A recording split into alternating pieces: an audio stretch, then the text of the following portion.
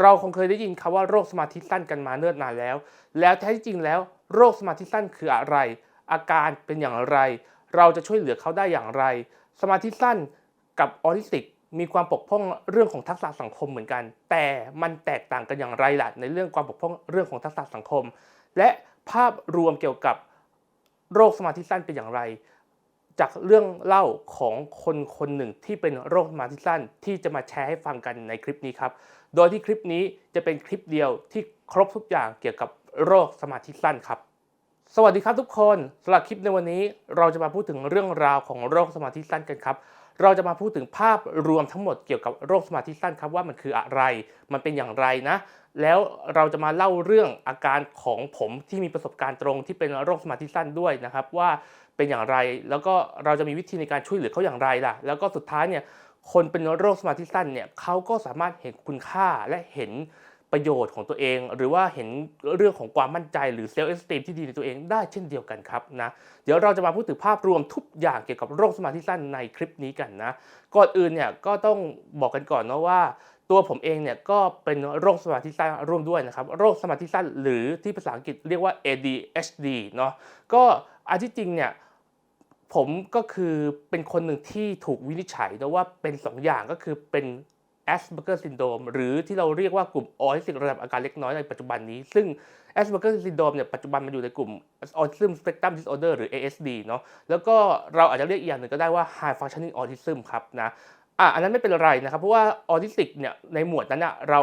เล่ากันมาเยอะแล้วนะครับในมุมของออทิสติกเนาะแต่คลิปเนี้ยเราจะไม่พูดถึงในมุมของออทิสติกแต่เราจะพูดถึงในมุมของสมาธิสั้นกันบ้างผมก็จะมาเล่าเรื่องนะครับแชร์ประสบการณ์ที่ตัวเองเนี่ยเป็นสมาธิสั้นว่ามันเป็นอย่างไรส่งผลอย่างไรในชีวิตประจำวันอะไรแบบนี้เนาะคืออย่างนี้ครับทุกคนเดี๋ยวผมขออนุญาตสอบถามแบบนี้กันก่อนแล้วกันเนาะว่าเราเคยเห็นบุคคลที่มีลักษณะพฤติกรรมแบบนี้ไหมพฤติกรรมที่อาจจะเป็นคนที่ยุกยิกยุกยิกขยับขาสั่นขาไปมาถ้าเป็นในวัยเด็กก็อาจจะมีการเดินไปเดินมานะครับอาจจะมีเดินรอบห้องเรียนเลยก็ได้นะแล้วก็อาจจะมีคนที่เป็นคนที่พฤติกรรมที่ขี้ลืมนะครับดูเป็นคนที่ไม่ค่อยใส่ใจอะไรไม่ค่อยสนใจอะไรหลุดง่ายนะครับพูดอะไรปุ๊บเดี๋ยวก็หลุดอะไรแบบนี้แบบโฟกัสอะไรไม่ค่อยดีเนาะรวมไปถึงอาจจะเป็นคนที่มีลักษณะเป็นคนใจร้อนโมโหง่ายนะครับใจร้อนหรือเราจะเรียกว่าปัจจุบันนี้เราใช้ศัพท์คำว่าหัวร้อนก็ได้นะครับนะแล้วก็อาจจะเป็นคนที่แบบทำอะไรแบบลวกๆทำอะไรแบบเร็วไปหมดทุกอย่างอะไรแบบนี้เนาะทำอะไรแบบรวดเร็วแล้วก็รอคอยไม่ได้อะไรแบบนี้เนาะจริงๆเนี่ยคนแบบนี้เนี่ยถ้าเราไม่เข้าใจเขาเนาะเราก็อาจจะมองว่าเขาเนี่ยมีลักษณะที่เป็นคนที่มีพฤติกรรมที่อาจจะเป็นคนที่แบบควบคุมอารมณ์ตัวเองไม่ดีจัดการอารมณ์ตัวเองไม่ดีเป็นคนที่ขี้ลืมไม่ใส่ใจนะครับเป็นคนที่อ่า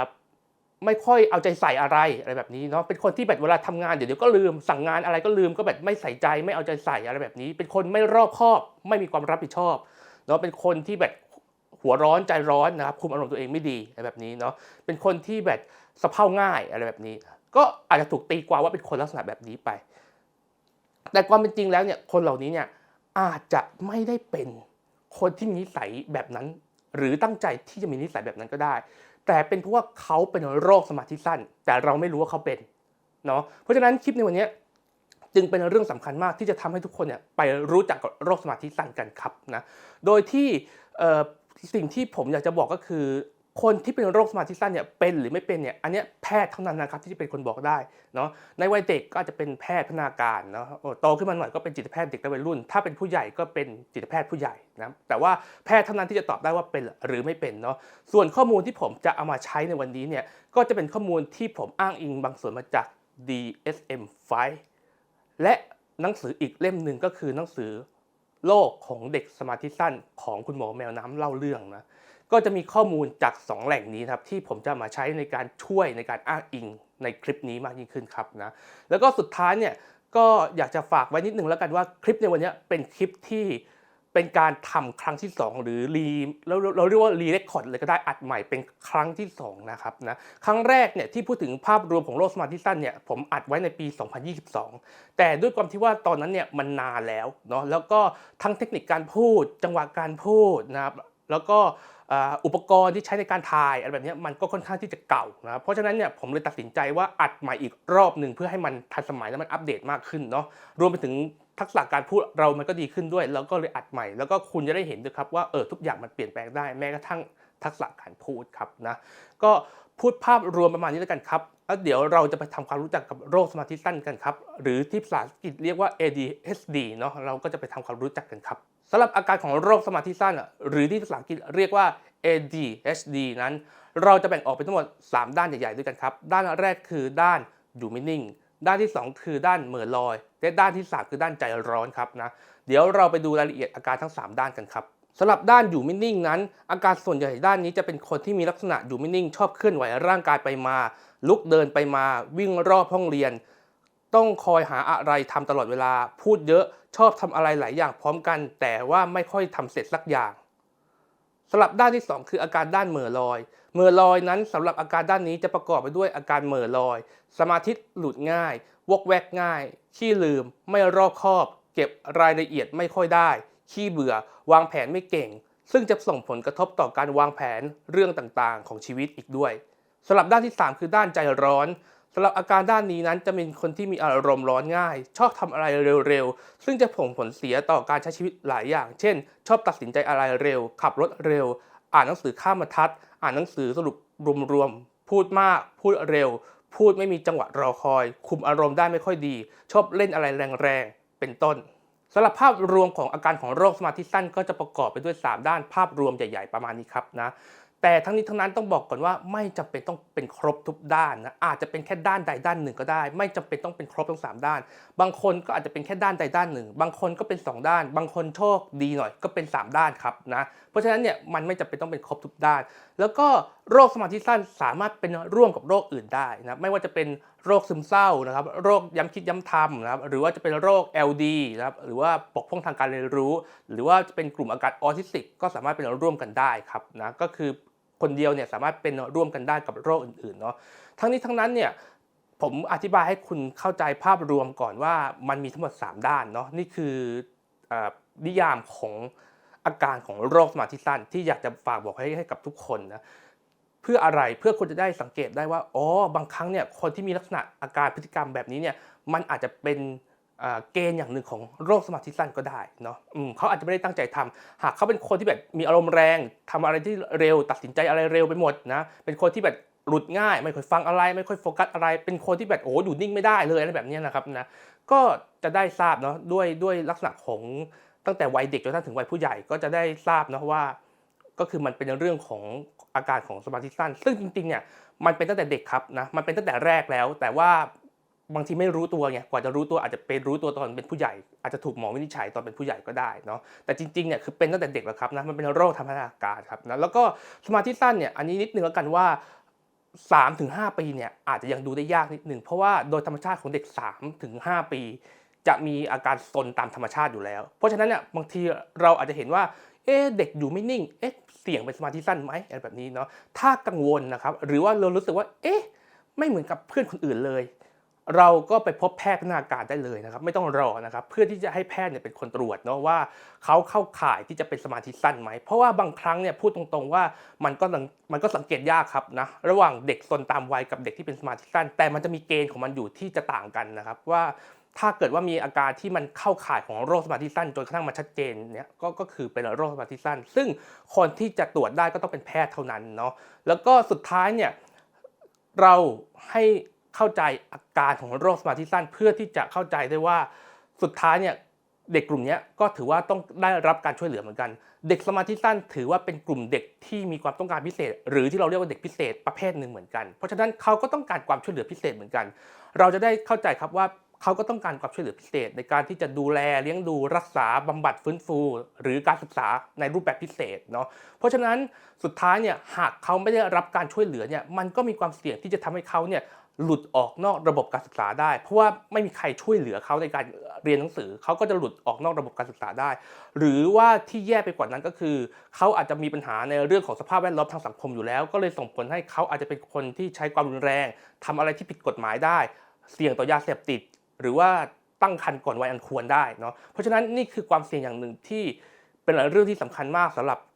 เรื่องของโรคสมาธิสั้นว่าทำไมเราจะต้องรู้จักกันเนาะเพราะถ้าเราไม่รู้จักเนี่ยเราก็จะไม่รู้ว่านี่คือปัญหาพฤติกรรมที่มาจากโรคสมาธิสั้นและการช่วยเหลือมันก็จะเกิดขึ้นไม่ได้ครับนะหรือมันอาจจะไม่เพียงพอส่งผลให้ชีวิตของเขาเนี่ยอาจจะมีการผิดเพี้ยนไปเลยแล้วก็ส่งผลให้เขาอาจจะเสี่ยงต่อการทำผิดตามสังคมหรือทำผิดกฎหมายได้ครับซึ่งไม่ใช่เรื่องที่ดีเลยเพราะฉะนั้นนี่คือจุดประสงค์ของคลิปนี้ที่เราต้องมาทำความรู้จักกับโรคสมาธิสั้นกันครับ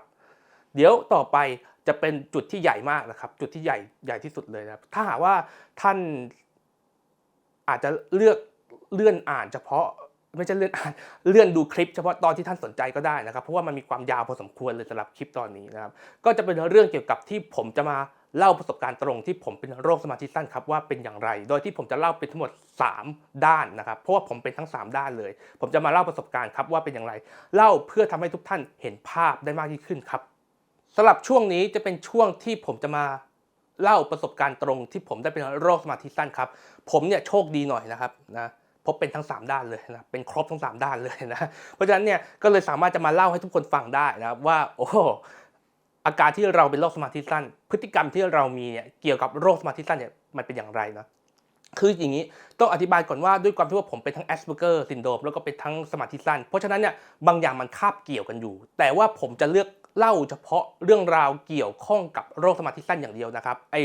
เรื่องของ Autism Spectrum หรือ Asperger Syndrome เนี่ยผมจะไม่เล่าเพราะว่ามันมีอยู่ในคลิปตอนอื่นแล้วเนาะ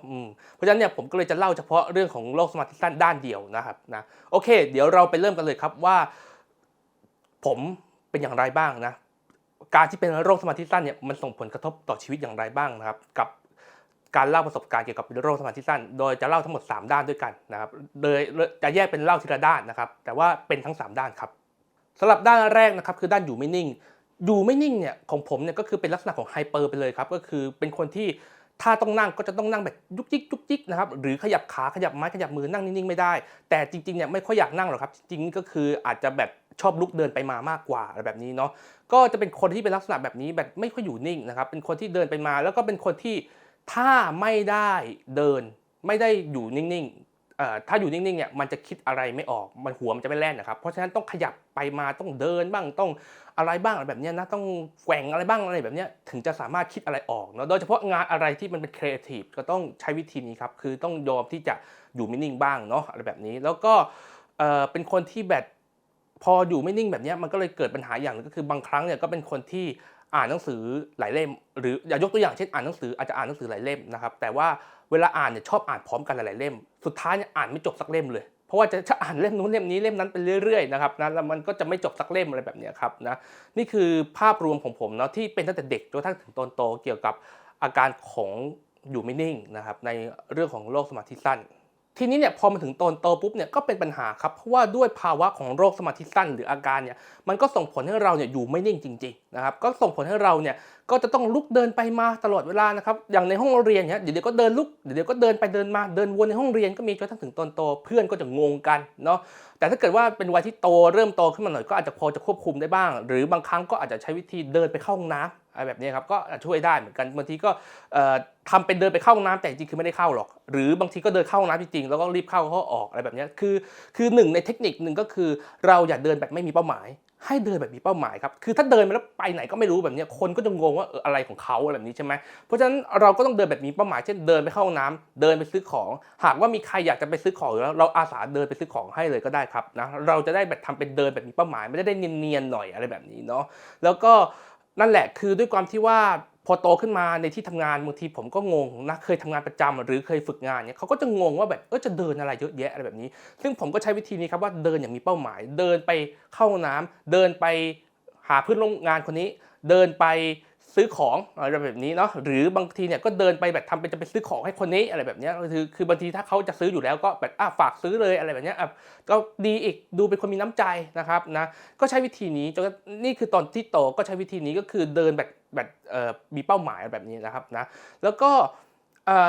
คือผมเนี่ยเป็นคนที่ครีเอทีฟเก่งเนาะงานของผมก็เป็นสายครีเอทีฟพวกจินตนาการอะไรพวกนี้นะคือด้วยความที่ว่าทุกวันนี้หลายๆท่านอาจจะรู้นะครับว่าผมก็เป็นนักเขียนด้วยเนาะในตอนอัดคลิปครั้งแรกปี2022ยังไม่ได้เป็นนักเขียนนะครับตอนนั้นแต่ตอนนี้เป็นนักเขียนแล้วนะครับเพราะฉะนั้นเนี่ยพอเป็นนักเขียนเนี่ยสิ่งหนึ่งที่ทุกท่าน จะทราบนะครับนอกจากเป็นนักเขียนก็อาจจะเป็นช่างภาพด้วยแบบนี้แล้วก็เล่นดนตรีด้วยก็คือว่าง่ายคือเป็นคนครีเอทีฟเป็นศิลปินนะครับว่าง่ายเพราะฉะนั้นผมจึงจำเป็นที่จะต้องใช้ความคิดสร้างสรรค์เยอะพอต้องใช้ความคิดสร้างสรรค์เยอะปุ๊บเนี่ยแน่นอนครับว่าอย่างที่ผมพูดไปว่าผมอยู่นิ่งไม่ได้พออยู่นิ่งเมื่อไหร่ปุ๊บเนี่ยมันจะคิดอะไรไม่ออกมันจะตันไปหมดเลยหัวไม่แล่นแบบนี้เพราะฉะนั้นมันก็เลยจำเป็นที่จะต้องเดินไปเดินมาครับแต่อย่างที่บอกว่าขอให้เดินอย่างมีเป้าหมายนี่คือภาพรวมตั้งแต่เด็กจนถึงโตครับนะแต่ว่ามันไม่มีอาการก้าวร้าวรุนแรงนะครับมันแค่เดินไปเดินมาแบบอยู่นิ่งไม่ได้แค่นั้นเองเป็นตั้งแต่เด็กปฐมวัยแล้วครับจนกระทั่งถึงตอนปัจจุบันก็ยังเป็นอยู่ครับส่วนด้านที่2นะครับคือด้านอาการเหม่อลอยเนาะสำหรับด้านอาการเหม่อลอยเนี่ยผมเป็นคนที่ขี้ลืมครับนะแล้วก็เป็นคนที่หลุดง่ายโฟกัสอะไรไม่ค่อยติดเนาะอะไรแบบนี้นะแล้วก็ไม่ค่อยนิ่งอะไรแบบนี้เป็นตั้งแต่เด็กจนกระทั่งถึงโตเนาะสำหรับตอนเด็กๆเนี่ยก็จะมีปัญหาเรื่องที่ว่าแบบบางทีเนี่ยคนสั่งงานไปคนสั่งงานไปแล้วแบบเช่นคุณแม่สั่งงานให้ไปซื้อของให้ไปซื้อกับข้าวเนี่ยสุดท้ายซื้อกลับมาผิดอย่างหรือบางทีเนี่ยลืมซื้อก็มีอะไรแบบนี้นะบางทีเนี่ยคิดในหัวแล้วว่าจะซื้อแล้วสุดท้ายก็ลืมอะไรแบบนี้เนาะมันเป็นสมองส่วนแรมอะครับความจำชั่วคราวหรือ working memory เนาะความจำในการใช้งานมันน้อยนะครับเพราะฉะนั้นเนี่ยบางทีมันก็เป็นแบบนี้แหละบางทีมันก็ขี้ลืมนะครับอะไรแบบนี้เพราะฉะนั้นเนี่ยบางครั้งเนี่ยแบบคุณแม่สั่งให้ซื้อกับข้าวนี่มากลายเป็นว่าได้อีกอย่างนึงมาอะไรแบบนี้แทนแบบนี้ก็มีเนาะหรือบางครั้งเนี่ยมันก็อาจจะลืมจริงลืมจังเลยบางทีเนี่ยสุดท้ายเนี่ยต้องใช้เทคนิคในการที่จะเอาเครื่องมือมาช่วยเช่นใช้นาฬิกาปลุกอย่างเงี้ยเพื่อตั้งปลุกให้เตือนให้เรารู้ว่าเดี๋ยวจะต้องเจออันนี้แล้วเดี๋ยวต้องทำนี้แล้วนะอะไรแบบนี้ก็ตั้งปลุกเตือนเอาอะไรแบบนี้หรือจดบันทึกก็ได้ครับคือถ้าขี้ลืมบางทีก็ต้องใช้วิธีจดบันทึกเอาเพื่อที่จะป้องกันการลืมเนาะอะไรแบบนี้คือเราอย่าไปคิดอย่างนั้นเองอะไรอย่างเงี้ยนั่นแหละแต่บางครั้งก็ถึงขั้นที่ว่าลืมแม้กระทั่งบันทึกอะไรหรือว่านาฬิกาปลุกอะไรลืมถึงขนาดนั้นก็มีลืมเบอร์นั้นก็มีนะครับในบางครั้งเนาะคือบางครั้งเนี่ยผมอาจจะมีลักษณะที่เป็นเรียกว่ายังไงอะเรียกว่าบางครั้งเนี่ยก็คือเหมือนกับว่าลืมในลักษณะที่คิดว่าจะทำสุดท้ายลืมเช่นสมมุติว่าทำงานอยู่ใช่ป่ะแล้วแม่เรียกให้ไปล้างจานเราก็แบบเดี๋ยวไปล้างจานสุดท้ายเนี่ยลืมนะคือว่าจะไปล้างจานหรือไปล้างจานนะไปล้างจานจริงๆพอล้างจานเสร็จปุ๊บกลายเป็นว่ากลับมาลืมทำงานที่อยู่ตรงหน้าแล้วเช่นผมกำลังเขียนงานอยู่อย่างเงี้ยแล้วแม่เรียกให้ไปล้างจานผมก็ไปล้างจานพอไปล้างจานเสร็จปุ๊บไปทำอย่างอื่นต่อเลยไม่กลับมาเขียนงานต่อแล้วเพราะลืมแต่ในหัวตอนแรกเนี่ยคิดอยู่ว่าล้างจานเสร็จแล้วจะกลับมาเขียนแต่สุดท้ายไม่เขียนสุดท้ายก็คือลืมไปเลยเหมือนกับว่ามันผ่านไปแล้วมันผ่านไปเลยคือคิดว่าจะกลับมาทำสุดท้ายลืมอะไรแบบนี้ครับนั้นก็มีเพราะฉะนั้นเครื่องมือครับนะก็เป็นสิ่งหนึ่งที่ช่วยได้นาฬิกาปลุกอะไรแบบนี้นะครับก็จะเป็นสิ่งที่ช่วยได้ที่จะทำให้เราเนี่ยกลับมาตั้งสตินะครับแล้วก็กลับมาที่จะอยู่กับปัจจุบันในการที่จะป้องกันไม่ให้แบบ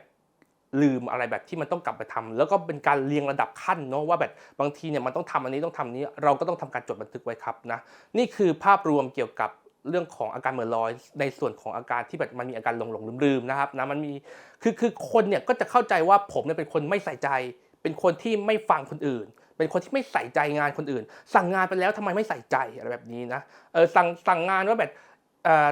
โอเคเดี๋ยวไปทำอันนี้ให้หน่อยนะอะไรอย่างเงี้ยปรากฏว่า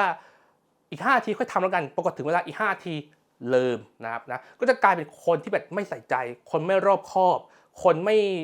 ่แคร์ความรู้สึกคนอื่นอะไรแบบนี้ก็จะถูกตัดสินเป็นอย่างนี้ได้นะแต่ความเป็นจริงคือมันไม่ใช่คือมันเป็นสมาธิสั้นนะครับนะมันก็เลยกลายเป็นแบบนั้นไปครับแล้วก็สำหรับอาการเหม่อลอยเนี่ยมันก็มีในลักษณะที่หลุดง่ายครับหรือที่เราเรียกว่าไม่ค่อยโฟกัสอะไรแล้วเดี๋ยวก็หลุดง่ายเนาะอย่างเช่นเวลาเรียนนะครับแล้วเวลาเรียนหนังสือเนี่ยส่วนใหญ่เนี่ย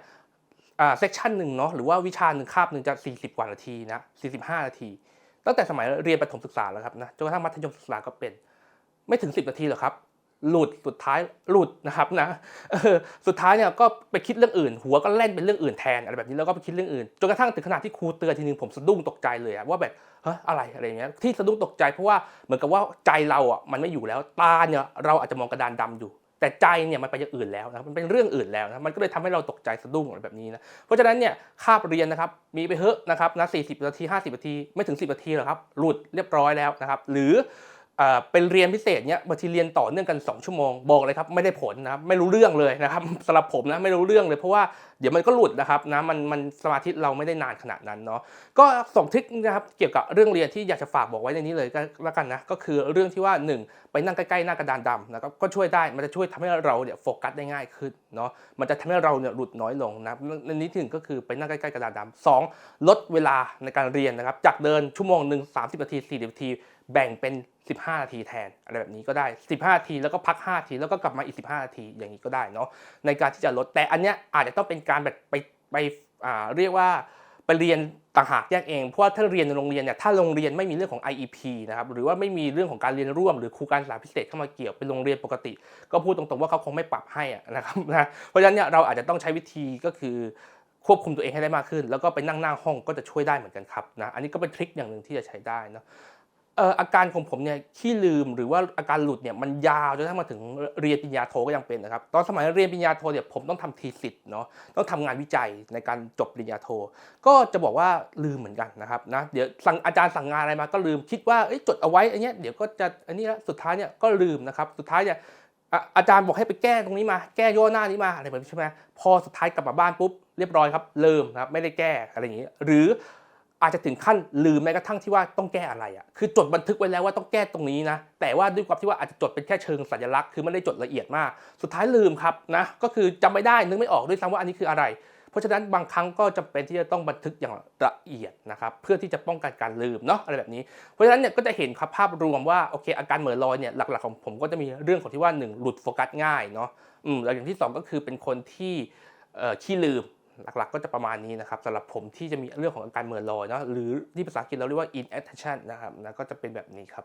สำหรับอาการด้านที่3นะครับคือด้านอาการใจร้อนนะครับนะอาจารย์ใจร้อนของผมเนี่ยก็คือจะเป็นคนที่แบบ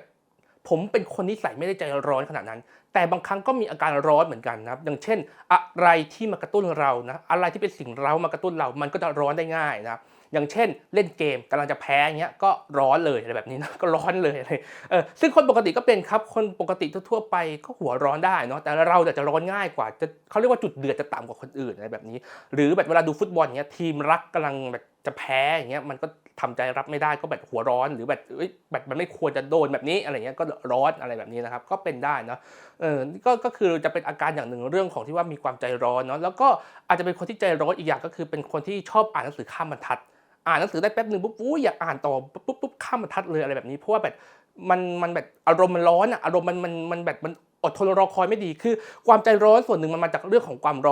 ารรอคอยด้วยนะการรอคอยหรือการที่จะควบคุมอารมณ์ตัวเองหรือเซลฟ์คอนโทรลให้มันนิ่งๆครับนะอะไรแบบนี้มันก็ทำยากเหมือนกันเนาะเพราะฉะนั้นบางทีเราก็แบบมีการอ่านหนังสือข้ามบรรทัดอ่านหนังสือกระโดดไปกระโดดมาก็มีสุดท้ายไม่รู้เรื่องครั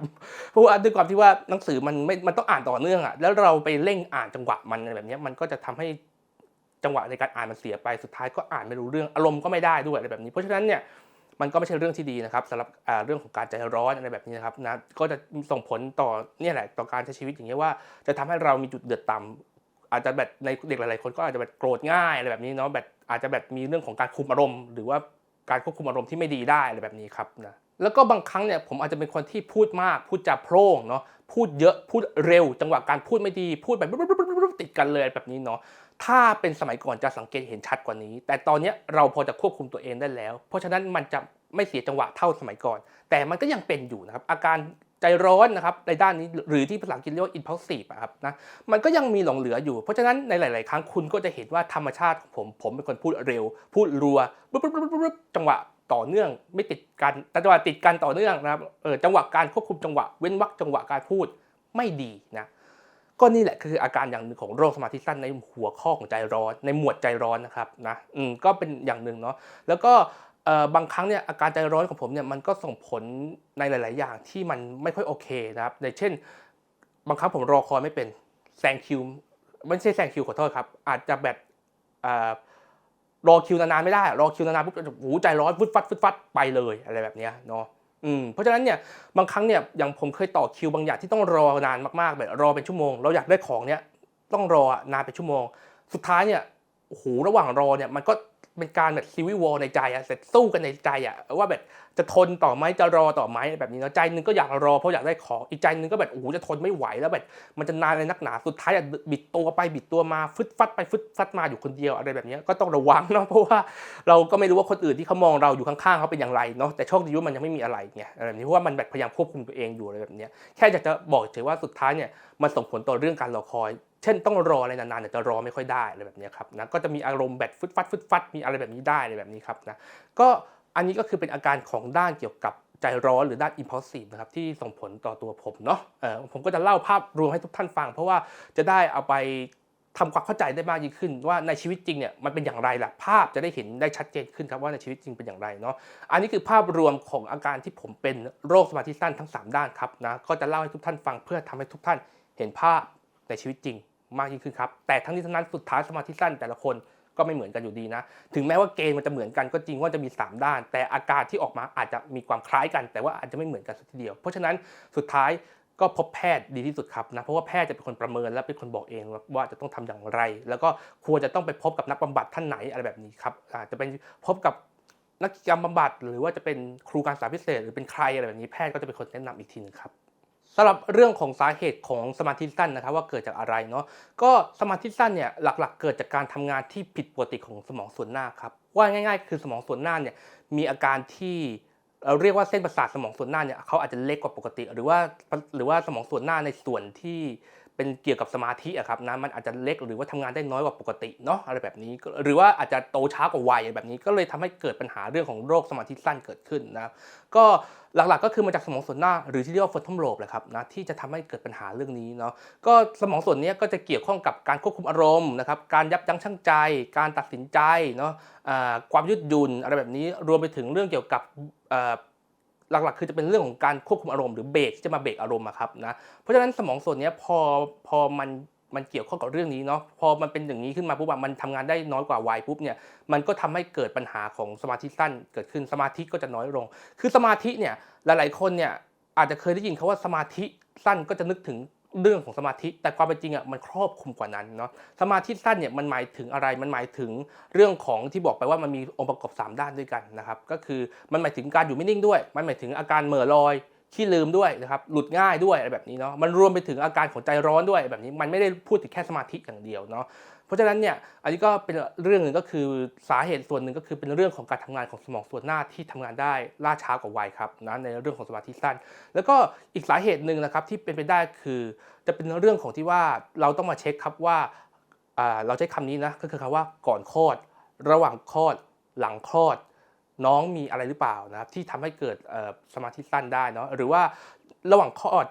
เนี่ยอาจจะมีเรื่องของการขาดออกซิเจนหรือเปล่าหรือว่าก่อนคลอดจะมีเรื่องของที่ว่าคุณพ่อคุณแม่มีโรคอะไรหรือเปล่าหรือว่าคุณพ่อคุณแม่มีการใช้สารเสพติดไหมอะไรแบบนี้นะครับอาจจะเป็นคุณแม่มากกว่าคุณพ่อไม่เท่าไหร่อาจจะเป็นคุณแม่มากกว่าในตอนตั้งครรภ์นะว่าตอนตั้งครรภ์มีการใช้สารเสพติดไหมอะไรแบบนี้นะครับก็จะส่งผลให้อาจจะมีปัญหาตรงนี้ได้เนาะอะไรแบบนี้แล้วก็หลังคลอดก็คือมีการเลี้ยงดูยังไงอะไรแบบนี้นะแต่ว่าส่วนใหญ่เนี่ยมันจะปัจจัยนี้จะไม่ใหญ่มากนะครับในเรื่องของสมาธิสั้นปัจจัยนี้อาจจะเป็นไปได้บางทีเนี่ยคุณแม่แบบระหว่างตั้งครรภ์อาจจะได้รับสารเสพติดบางตัวก็อาจจะทำให้เป็นสมาธิสั้นได้อะไรแบบนี้นะครับหรือว่าได้รับสารอะไรสารเคมีบางอย่างอะไรแบบนี้นะครับนะอันนี้ก็เป็นส่วนหนึ่งเป็นปัจจัยหนึ่งแต่ปัจจัยที่ใหญ่ที่สุดเป็นเรื่องของพันธุกรรมครับนะเพราะว่าสมาธิสั้นเนี่ยมันเป็นกลุ่มหนึ่งที่เป็นกลุ่มของโรคทางพัฒนาการเนาะที่มันเป็นกลุ่มอาการที่มันมีความเกี่ยวข้องกับ genetic หรือยีนนะครับเพราะฉะนั้นเนี่ยมันเป็นโรคหนึ่งที่มันเกี่ยวข้องกับเรื่องของพันธุกรรมอยู่แล้วเนาะแล้วก็เราพบนะครับว่าหากว่าเป็นคู่แฝดเนี่ยหากคนนึงเป็นอีกคนนึงจะมีโอกาสเป็นถึง 78% เนาะแล้วก็มันก็เป็นอย่างนั้นแหละครับบางทีเนี่ยบางคนมีปู่ย่าตายายหรือบรรพบุรุษเป็นสมาธิสั้นหรืออาจจะเป็นกลุ่มอาการอื่นๆก็ได้เช่นอาจจะเป็นกลุ่มออทิซึมเป็นกลุ่มซึมเศร้าอะไรแบบนี้ก็ได้ที่มันเป็นโรคทางพันธุกรรมเหมือนกันอะไรแบบนี้ก็อาจจะส่งผลให้เขาเนี่ยมีเรื่องของโรคสมาธิสั้นได้นะครับเพราะบางทีโรคพวกนี้ปัจจัยส่วนใหญ่เท่าที่เจอเลยเนี่ยเท่าที่ผมอ่านงานมานะแล้วก็เท่าที่ผมเห็นในชีวิตจริงด้วยส่วนใหญ่ก็เกิดจากพันธุกรรมแหละครับนะถ้าพูดถึงสมาธิสั้นนะส่วนใหญ่ก็เกิดจากพันธุกรรมแหละอะไรแบบนี้เพราะฉะนั้นเนี่ยปัจจัยของสาเหตุส่วนใหญ่เนี่ยมันอาจจะเป็นในเชิงพันธุกรรมมากกว่าครับนะแล้วก็อันนี้ก็เป็นการเล่าให้ฟังครับว่าสาเหตุเกิดจากอะไรครับส่วนสมาธิสั้นนั้นถ้าไม่รักษาจะเป็นอย่างไรสมาธิสั้นถ้าไม่รักษาก็อาจจะเป็นคนที่ไม่ค่อยระวังตัวอาจจะเกิดอุบัติเหตุได้วางแผนและทำตามแผนของตัวเองได้ไม่ดีทำให้คนอื่นเครียดและมีปัญหากับครอบครัวได้อารมณ์ร้อนง่ายมีเรื่องง่ายขี้ลืมง่ายพูดเก่งแต่รอคอยไม่เป็นความเป็นจริงแล้วเนี่ยสมาธิสั้นเนี่ยมันเป็นอาการที่เป็นตั้งแต่เด็กเนาะมันเป็นโรคทางพัฒนาการเพราะฉะนั้นมันเป็นตั้งแต่แรกครับนะแต่เราเนี่ยอาจจะไม่ รู้หรือไม่อะไร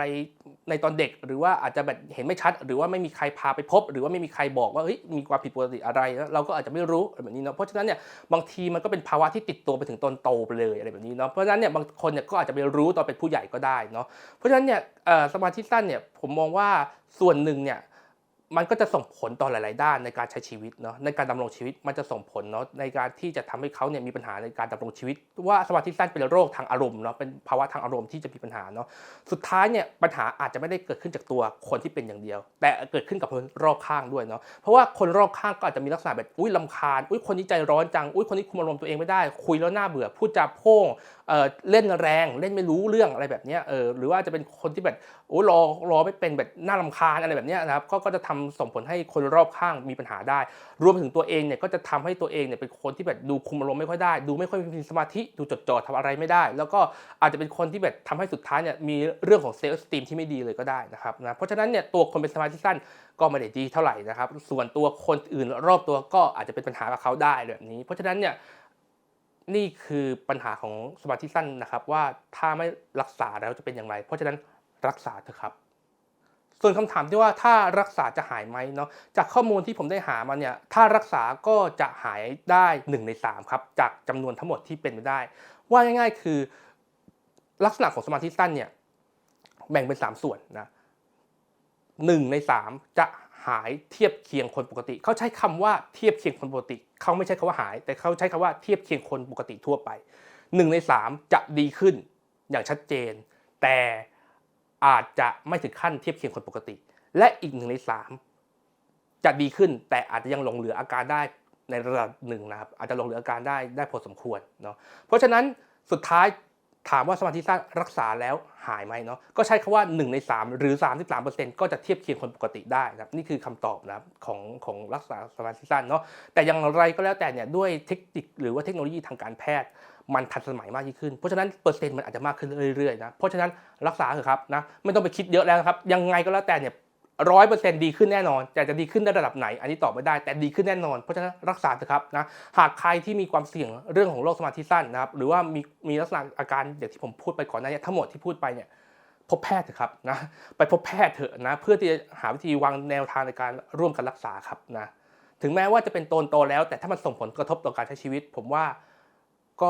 ก็สามารถที่จะพบจิตแพทย์ผู้ใหญ่ได้เช่นเดียวกันครับนะเรื่องต่อไปที่เราจะมาพูดถึงกันก็คือเรื่องของการช่วยเหลือและการรักษานะครับนะก็ขอพูดภาพรวมประมาณนี้กันว่าอันนี้ผมรวมมาจากหนังสือเนาะแล้วก็รวมจากประสบการณ์ตรงด้วยเนาะแล้วก็รวมมาจากที่หลายๆคนที่เป็นสมาธิสั้นที่ผมเคย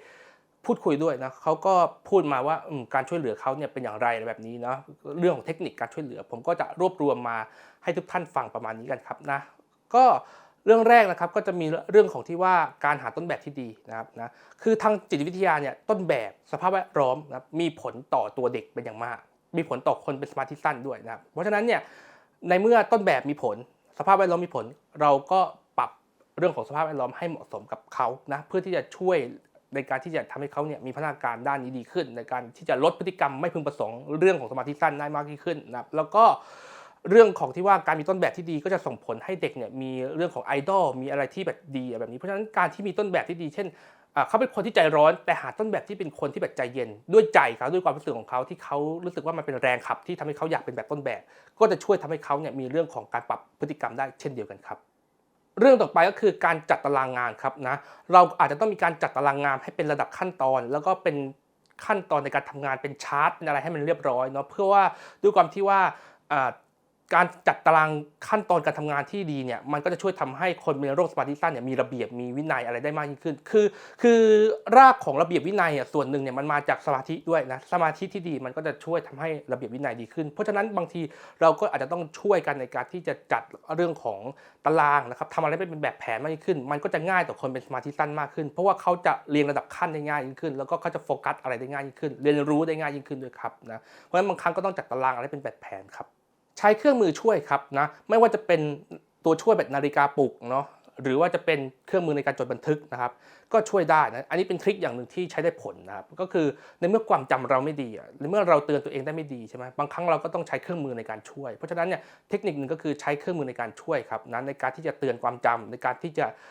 ช่วยจดบันทึกอะไรแบบนี้เราเรียกว่า working memory เราไม่ดีเพราะฉะนั้นเนี่ยเราก็ต้องใช้อย่างอื่นในการเป็น memory ช่วยเนาะเพราะฉะนั้นการจดบันทึกนะครับหรือว่าการใช้นาฬิกาปลุกหรือเครื่องมืออื่นๆนะครับที่จะช่วยได้ในการที่จะเตือนเราในการที่จะทำให้เราเนี่ยไม่มีปัญหาเรื่องของการทำงานแล้วจะทำให้เราเนี่ยไม่ติดปัญหาเรื่องที่ว่าคนอื่นดูไม่รอบคนอื่นมองว่าเราไม่รอบคอบคนอื่นมองว่าเราไม่ตั้งใจไม่ใส่ใจมันก็จะลดปัญหาตรงนี้ได้มากยิ่งขึ้นด้วยครับนะหากว่าเด็กกำลังใจร้อนนะครับหรือว่ากำลังแบบมีอารมณ์ร้อนอยู่เราก็อย่าเพิ่งไปดุเด็กหรือว่าว่าเด็กเพราะว่าบางครั้งเนี่ยการไปว่าหรือการไป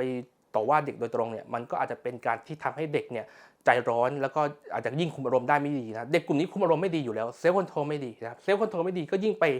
ปดุไปว่าเขาในขณะที่เขาอารมณ์ร้อนก็อาจจะยิ่งเป็นการสุมไฟใส่เขาอีกเพราะฉะนั้นเนี่ยบางครั้งเนี่ยอาจจะต้องรอให้เขาใจเย็นนิดนึงแล้วค่อยคุยแล้วค่อยตักเตือนในช่วงเวลาที่เขาเย็นแล้วอาจจะดีกว่าครับใช้การทำกิจกรรมมาช่วยก็ได้ครับนะไม่ว่าจะเป็นเรื่องของกิจกรรมที่ทำให้เกิดสมาธิเนาะหรือว่าเรื่องของกิจกรรมที่เป็นเรื่องของกีฬาดนตรีเรื่องของการส่งเสริมอารมณ์ในทางด้านที่ดีหรืออารมณ์บวกก็จะช่วยทำให้มีเรื่องของภาวะทางอารมณ์ที่ดีขึ้นอาการสมาธิสั้นก็จะดีขึ้นตามไปด้วยรวมไปถึงการออกกำลังกายที่เป็นการต่อเนื่องนะครับนะก็จะช่วยได้นะในการที่จะลดเรื่องของพลังงานนะเด็กกลุ่มนี้บางทีพลังงานเยอะเพราะฉะนั้นเนี่ยการออกกำลังกายต่อเนื่องนานๆสัก30-40 นาทีขึ้นไปก็จะช่วยทำให้ลดพลังงานเขาได้เนาะก็จะทำให้เขาเนี่ยนิ่งขึ้นได้ครับเนาะรวมไปถึงอีกปัจจัยหนึ่งที่น่าสนใจก็คือเรื่องของการเสริมแรงนะครับนะคือหากว่าเด็กสามารถมีพฤติกรรมที่เป็นไปตามเป้าหมายที่เราวางแผนไว้ได้นะลดพฤติกรรมไม่พึงประสงค์และเป็นพฤติกรรมที่ตรงกับที่เราวางแผนไว้หรือเราวางเงื่อนไขไว้นะเราก็เสริมแรงโดยการให้รางวัลเขาก็ได้เช่นการให้ขนมการให้ดาวที่เป็นสัญลักษณ์เนาะว่าแบบอันนี้แปลว่าอะไรแบบนี้เนาะหรือว่าการให้รางวัลในสิ่งที่เขาต้องการนะครับหรือสิ่งที่เขาชอบแบบนี้ก็เป็นการให้รางวัลเป็นการตอบแทนได้เช่นเดียวกันครับพยายามสร้างวินัยของตัวเองครับนะเพราะว่าด้วยความที่ว่าบางครั้งเนี่ยเราอาจจะจำเป็นที่จะต้องมีวินัยในการทำงานเนาะคือสำหรับคนที่โตแล้วเนาะบางครั้งเนี่ยคือก็ต้องบอกก่อนว่าคนเราเนี่ยเวลาทำอะไรสักอย่างหนึ่งเนี่ยมันจะยากตอนเริ่มต้นเนาะพอเริ่มทำได้ปุ๊บมันจะเหมือนกับเครื่องติดเครื่องแล่นแบบรถที่แล่นแล้วมันก็จะวืบไปต่อได้เลยแต่มันจะยากตอนเริ่มต้นตอนสตาร์ทเพราะฉะนั้นบางทีต้องมีวินัยเช่นวันนี้จะออกกำลังกายอย่างเงี้ยก็คือต้องออกมันจะขี้เกียจมากเลยตอนก่อนออกมันจะรู้สึกขี้เกียจไปหมดแต่พอออกปุ๊บมันจะออกได้ต่อเนื่องละอะไรแบบนี้ครับเพราะฉะนั้นเช่นเดียวกันสมาธิสั้นก็เหมือนกันคนเป็นสมาธิสั้นเนี่ยจะมีเรื่องของ self discipline หรือว่าวินัยที่ไม่ดีเนาะโดยพื้นฐานจะเป็นอย่างนั้นแต่ไม่ใช่ทุกคนนะครับแต่โดยพื้นฐานเนี่ยวินัยจะไม่ค่อยดีเพราะว่าวินัยที่ดีส่วนหนึ่งมันมาจากสมาธินะเพราะฉะนั้นส่วนที่เราจะฝึกเรื่องของวินัยได้ก็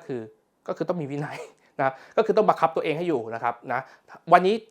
ตามกำหนดการต้องทำแบบนี้ก็ต้องทำเนาะไม่เอาแบบขี้เกียจทำไม่ทำดีกว่าแล้วแต่อารมณ์ไม่เอานะครับแล้วแต่อารมณ์นี่มันไม่มีวินัยเพราะฉะนั้นต้องทำอย่างผมอย่างเงี้ยเช่นวันนี้ผมต้องอัดคลิปก็คือต้องอัดคลิปไม่มีอารมณ์ก็ต้องอัดนะ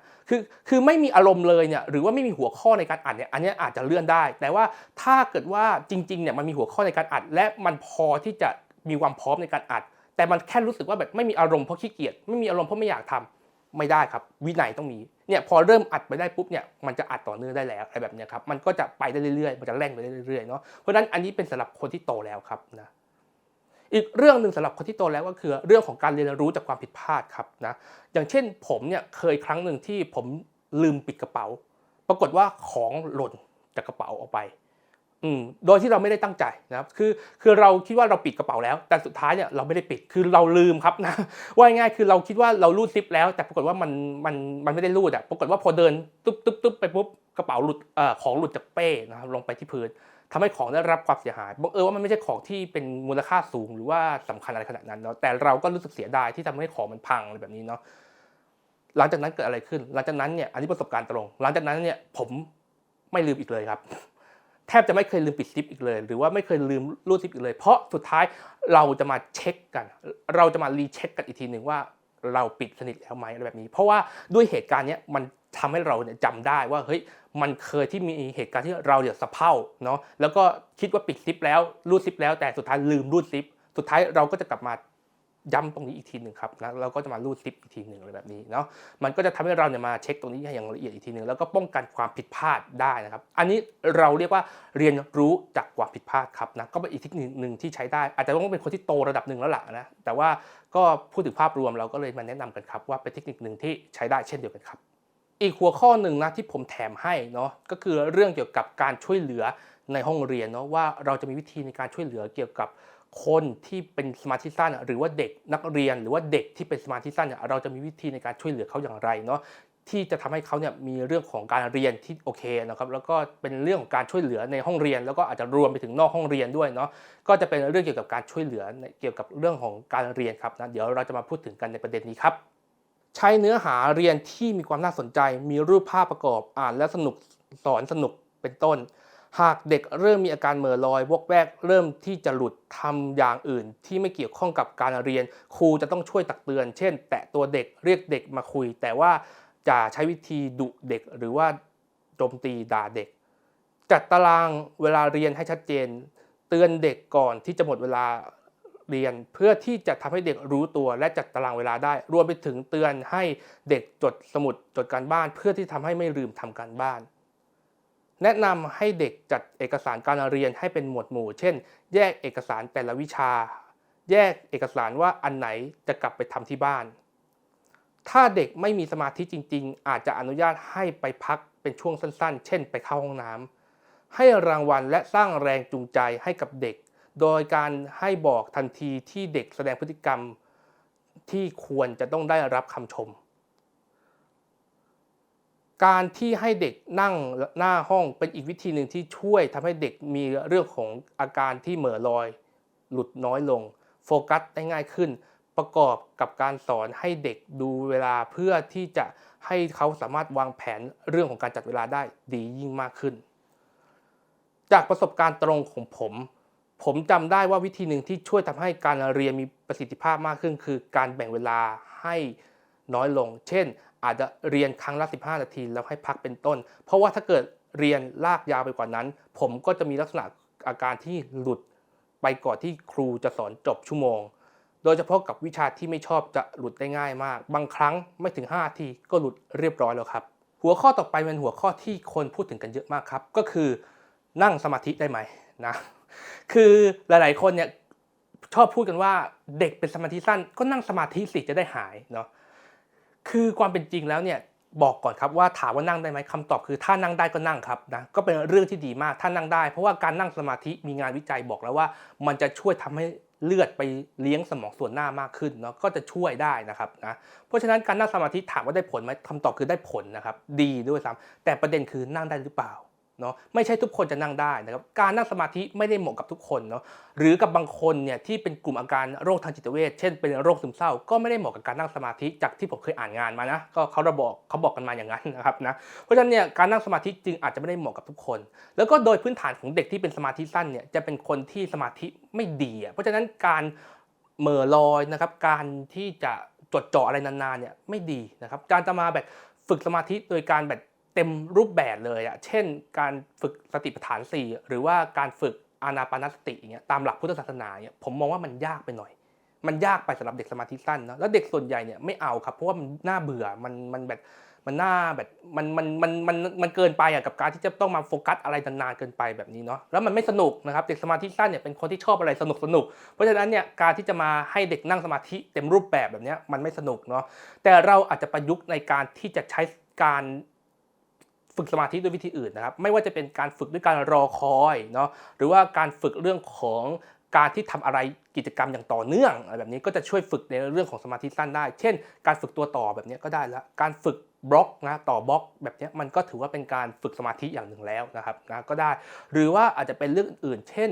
การฝึกเรื่องของการกำหนดลมหายใจนะครับการควบคุมลมหายใจเป็นเรื่องที่ดีนะครับเพราะว่าการควบคุมลมหายใจเนี่ยจะช่วยทำให้เราเนี่ย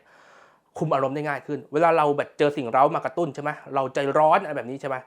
เราก็ค่อยสูดลมหายใจลึกๆช้าๆแบบนี้มันก็จะช่วยทำให้เราเนี่ยเผชิญหน้ากับสิ่งเร้านั้นได้ดียิ่งขึ้นเนาะเพราะฉะนั้นอันนี้ก็เป็นอีกสิ่งหนึ่งที่สามารถฝึกได้หรือจะเป็นการฝึกแบบร้อยลูกปัดอะไรเงี้ยต่อเนื่องอะไรอย่างเงี้ยก็ได้ทำอะไรที่มีกิจกรรมต่อเนื่องอย่างเงี้ยก็ได้ครับก็ถือว่าเป็นการฝึกสมาธิอย่างหนึ่งหรือว่าจะเป็นการฝึกกิจกรรมที่เราเรียกว่า mindfulness นะครับหรือว่าการทำสมาธิแบบ mindfulness อย่างนั้นก็ได้นะครับคือเป็นการประยุกต์ใช้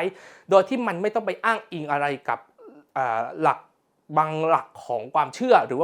ว่าทางศาสนาขนาดนั้นเนาะเพราะว่าทางมันไม่ใช่ว่ามันคือทุกศาสนานะครับหลักปฏิบัติเนี่ยมีข้อดีหมดเนาะ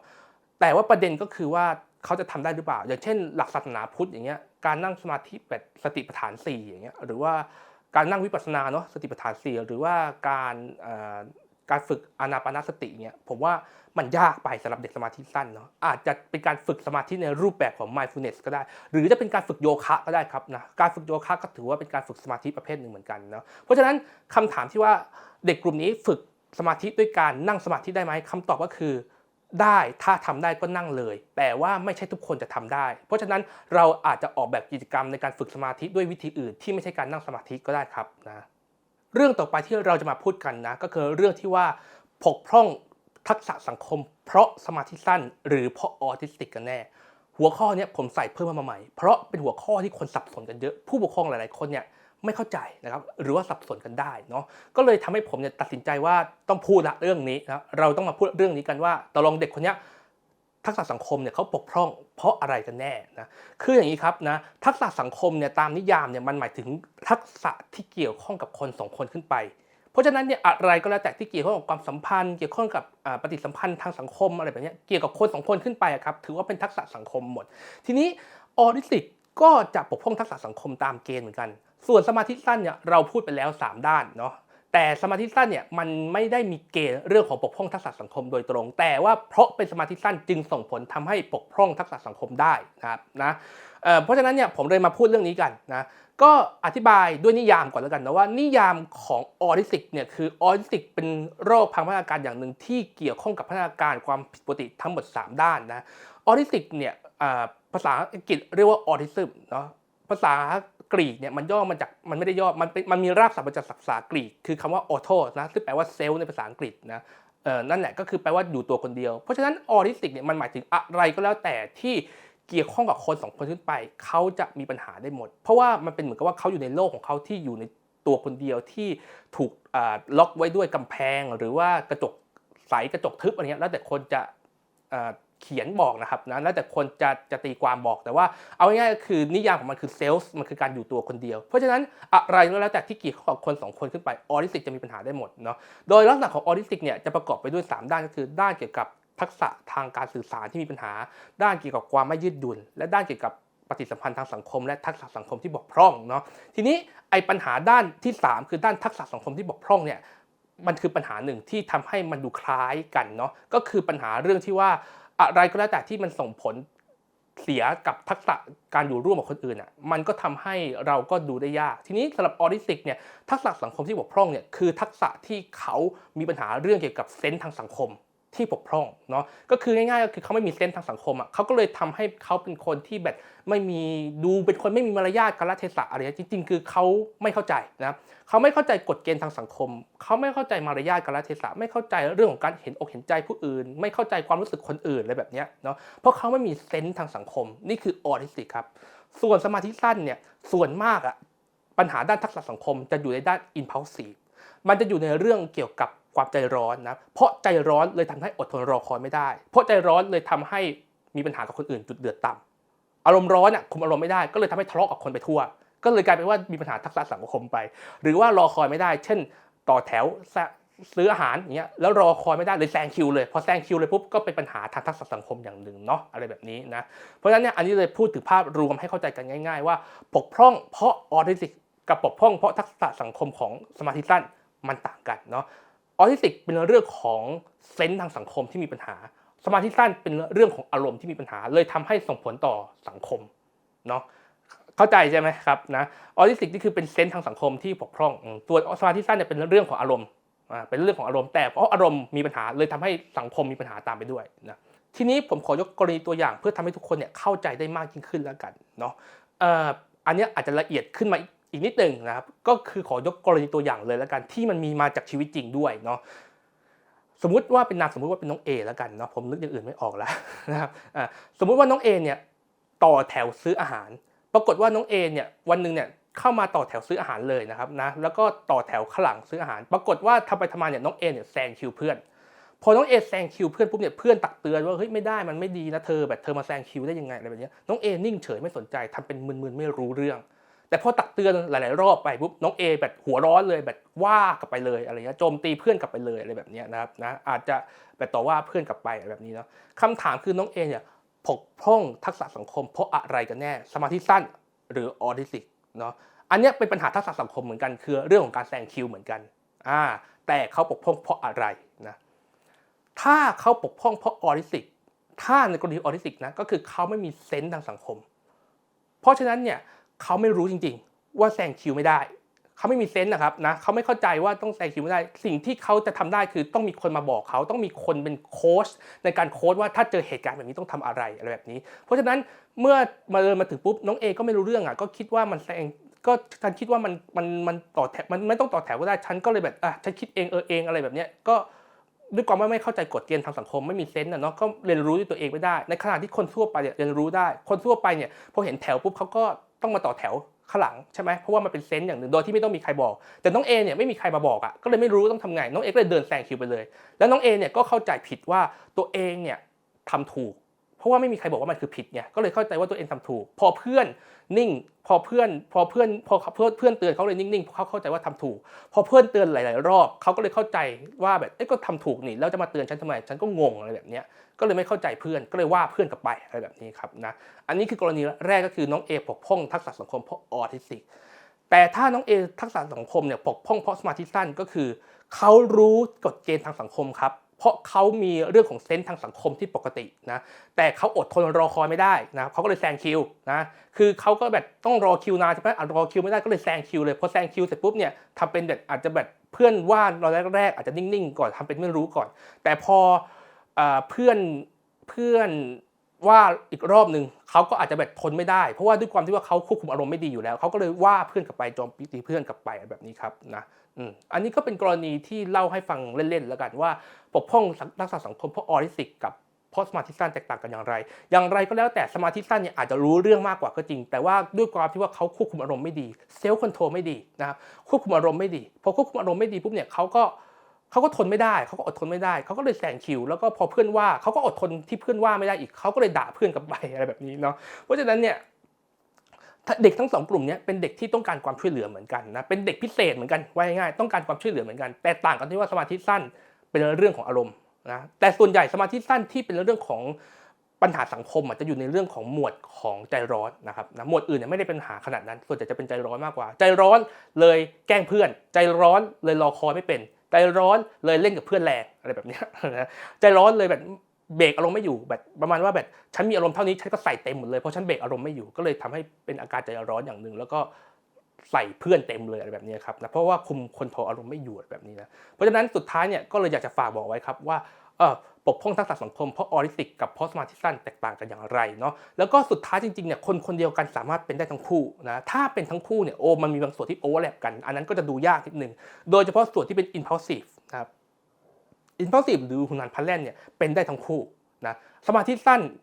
มีอยู่แล้วนะใน3ด้านนะครับนะออทิสติกอาจจะไม่มีเกณฑ์โดยตรงแต่ว่าออทิสติกก็มีปัญหาเรื่องอารมณ์ได้ในหลายๆคนก็มีปัญหาเรื่องอารมณ์ร่วมด้วยเพราะฉะนั้นออทิสติกหลายๆคนก็มี impulsive ร่วมด้วยได้เช่นเดียวกันครับนะเพราะฉะนั้นสุดท้ายเนี่ยปกพร่องทักษะสังคมเพราะอะไร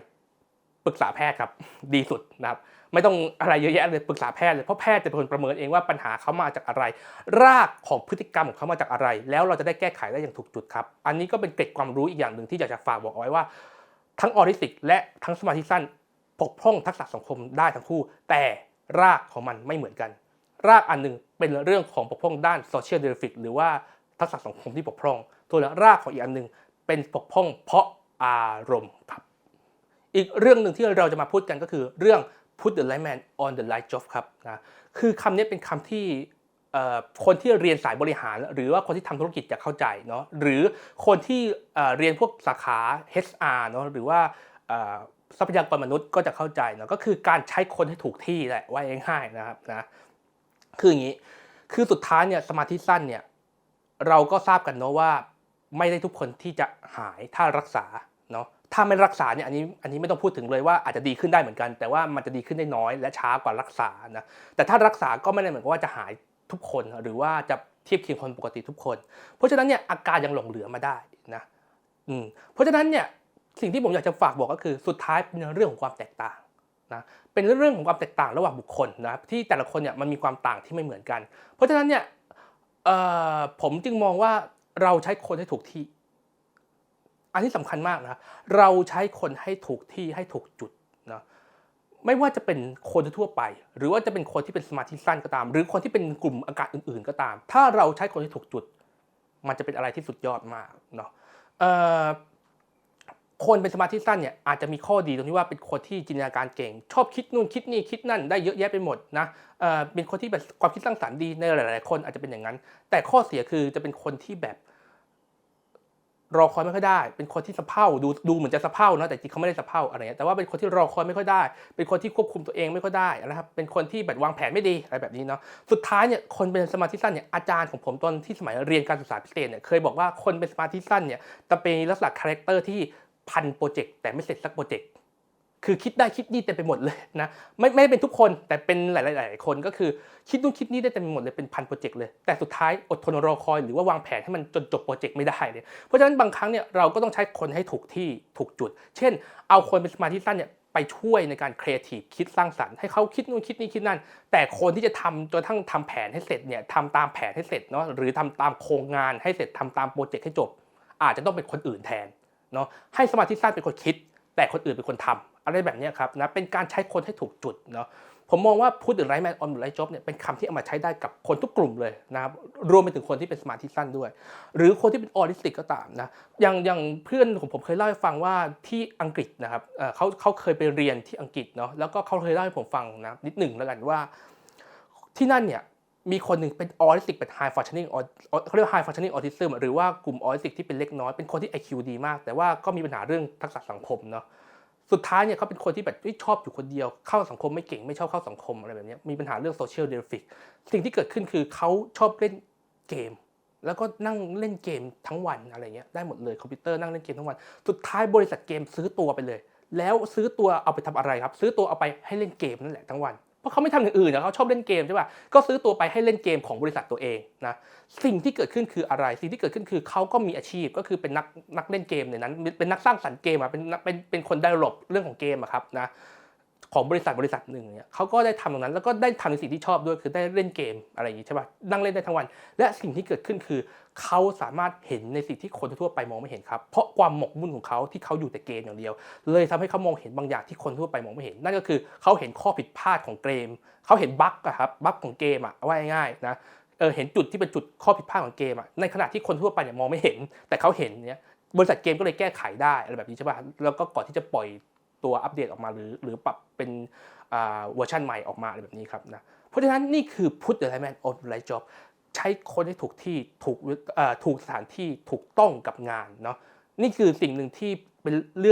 ่องเล่าจากเพื่อนของผมที่เขาเคยไปเรียนที่อังกฤษมาเขาเล่าให้ฟังว่าเขามีเพื่อนเขาที่เป็นออทิซึมที่เป็น high functioning autism แล้วก็ที่อังกฤษใช้แบบนั้นนะครับนะไม่เป็นไรนะครับ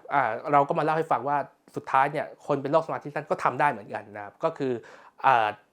อเอาข้อดีของคนที่เป็นสมาธิสั้นมาใช้ให้ถูกจุดให้ถูกที่ครับในการทำงานหรือในการเรียนหนังสือเนาะหรือในการใช้ชีวิตประจำวันก็ได้นะครับใช้ข้อดีของเขาให้ถูกที่ถูกจุดครับก็เป็นคำพูดหนึ่งที่ผมชอบมากผมก็เลยขอเอามาใส่ในคลิปนี้ด้วยครับสุดท้ายเรามาถึงบทสรุปกันตรงนี้แล้วด้วยเวลากันอันยาวนานพอสมควรเนาะก็ขอบคุณทุกท่านมากๆที่ติดตามนะครับแล้วก็คลิปนี้เป็นคลิปที่มีความยาวมากพอสมควรเลยเนาะก็ถ้าท่านรับชมอย่างต่อเนื่องมาถึงตอนนี้ก็คิดว่าท่านคงสนใจหรือมีความที่จะอยากติดตามหรือว่าอยากรู้เรื่องราวเกี่ยวกับสมาธิสั้นพอสมควรเนาะก็ขอบคุณมากๆนะครับที่ติดตามแล้วก็สุดท้ายข้อคิดสุดท้ายที่อยากจะฝากบอกเอาไว้คือทุกสิ่งทุกอย่างมีความแตกต่างคนเราทุกคนมีความแตกต่างนะครับนะมนุษย์เราเกิดมาแต่ละคนไม่เหมือนกันเลยนะครับขึ้นอยู่กับว่าความแตกต่างนั้นมันจะส่งผลอะไรต่อการใช้ชีวิตไหมถ้ามันไม่ได้ส่งผลอะไรก็ไม่เป็นไรนะครับแต่ถ้ามันส่งผลอย่างเช่นกรณีของสมาธิสั้นบางทีมันเกินค่า normal เกินไปมันเกินเขาเรียกว่ามันเกินมาตรฐานของคนในสังคมเกินไปจนกระทั่งภาวะอารมณ์จากสมาธิสั้นมันส่งผลต่อการใช้ชีวิตเขาก็ต้องไปรักษาเพื่อทำให้มันใกล้เคียงอยู่ในค่าของทางสังคมมากยิ่งขึ้นเนาะแล้วก็สุดท้ายผมมองว่าเป็นเรื่องของความแตกต่างที่เราสามารถใช้คนให้แตกต่างกันได้นะครับนะสามารถใช้คนให้เหมาะสมนะครับแล้วก็สุดท้ายหวังว่าคลิปนี้จะช่วยทำให้ทุกคนเนี่ยเข้าใจรู้จักโรคสมาธิสั้นมากยิ่งขึ้นโดยภาพรวมนะเพราะว่าสมาธิสั้นแต่ละคนก็จะไม่เหมือนกันอีกอยู่ดีเพราะฉะนั้นอาจจะต้องไปลงรายละเอียดกับแพทย์อีกทีนึงว่าในแต่ละเคสอย่างไรเนาะแต่ว่าอย่างไรก็แล้วแต่เนี่ยหวังว่าคลิปนี้จะทำให้ทุกคนเนี่ยเข้าใจภาพรวมของอาการสมาธิสั้นมากยิ่งขึ้นเข้าใจ เรื่องของการช่วยเหลือมากยิ่งขึ้นนะครับเข้าใจเรื่องของการแยกระหว่างสมาธิสั้นกับออทิสติกว่าแตกต่างเรื่องของทักษะสังคมอย่างไรมากยิ่งขึ้นนะครับแล้วก็สุดท้ายเนี่ยหวังว่าคลิปนี้จะช่วยทำให้ไม่ว่าจะเป็นผู้ดูแลนะครับเป็นคุณครูเป็นผู้ปกครองที่มีเด็กเป็นสมาธิสั้นหรือตัวคนที่เป็นสมาธิสั้นเองหวังว่าจะช่วยทำให้ทุกคนเนี่ยเข้าใจได้มากขึ้นเพิ่มเติมความเข้าใจเพิ่มเติมความมั่นใจเมื่อเข้าใจก็จะเกิดเมื่อยอมรับก็จะเกิดความเข้าใจเมื่อเข้าใจก็จะช่วยทำให้การรักษาหรือการปรับตัวหรือการที่จะอยู่ร่วมกันอย่างมีความสุขนะครับอยู่ร่วมกันด้วยภาพรวมของสังคมที่อยู่ร่วมกันอะไรแบบนี้ดีมากยิ่งขึ้นนะเมื่อเราเข้าใจกันเราก็จะช่วยลดปัญหาได้มากยิ่งขึ้นเนาะก็หวังว่าจะเป็นอย่างนั้นแล้วก็หวังว่าจะช่วยทำให้ทุกคนเนี่ยมีเรื่องของภาวะอารมณ์ที่ดีลดความเครียดเพิ่มความเข้าใจแล้วก็ตัวคนที่เป็นสมาธิสั้นเองก็จะเพิ่มเซลล์เอสติมให้ตัวเองเพราะอย่างน้อยเนี่ยเขาก็จะเข้าใจแล้วว่าอ๋อข้อบกพร่องของเขาเนี่ยเป็นสิ่งที่แก้ไขได้นะครับหรือว่าอะไรที่เป็นความแตกต่างก็ไม่เป็นไรก็แค่ใช้ให้มันถูกที่ให้มันเหมาะสมให้มันถูกจุดแค่นั้นเองเนาะจากเดิมอยู่ตรงนี้เป็นปัญหาย้ายไปอีกจุดหนึ่งก็อาจจะไม่มีปัญหาก็ได้นะคำพูดหนึ่งก็คือคำพูดที่ว่าปัญหาทุกปัญหาจะไม่เป็นปัญหาหากไม่มีใครมองว่าเป็นปัญหาคำนี้ใช้ได้เสมอนะครับนะใช้ได้เสมอเลยนะเพราะฉะนั้นเนี่ยบางครั้งเนี่ยเราอาจจะอยู่อีกที่หนึ่งก็อาจจะเป็นปัญหาน้อยลงอันนี้ก็ได้ก็จะช่วยทำให้เราเนี่ยบางครั้งก็อยู่ที่การยอมรับในตัวเรานะแล้วก็แบบการที่จะเปลี่ยนที่อะไรเงี้ยครับก็จะช่วยได้ก็หวังว่าคลิปนี้จะมีประโยชน์กับทุกท่านแล้วก็ช่วยทำให้ทุกคนเนี่ยเข้าใจสมาธิสั้นได้มากยิ่งขึ้นนะครับแล้วก็หวังว่าจะเป็นคลิปหนึ่งที่ทำให้เราเนี่ยเข้าใจพัฒนาการของอาการของสมาธิสั้นเพื่อใช้ในการเฝ้าระวังตั้งแต่เด็กปฐมวัยรวมไปถึงใช้ในการที่จะช่วยเหลือโดยภาพรวมนะครับแล้วก็สุดท้ายก็อย่างที่พูดไปครับว่าปัญหาทุกปัญหาจะไม่เป็นปัญหาหากไม่มีใครมองว่าเป็นปัญหาแต่หากอาการของโรคสมาธิสั้นนั้นเป็นปัญหาที่ส่งผลกระทบต่อตัวเองและคนอื่นในการใช้ชีวิตเราก็ต้องรักษาเพื่อทำให้ปัญหานั้นมันน้อยลงและใช้ชีวิตอยู่ร่วมกันอย่างผาสุกได้ในที่สุดครับนี่คือแนวคิดดีๆจากพี่สุรเชษฐ์หวังว่าคลิปนี้จะมีประโยชน์กับทุกท่านนะครับขอบคุณครับ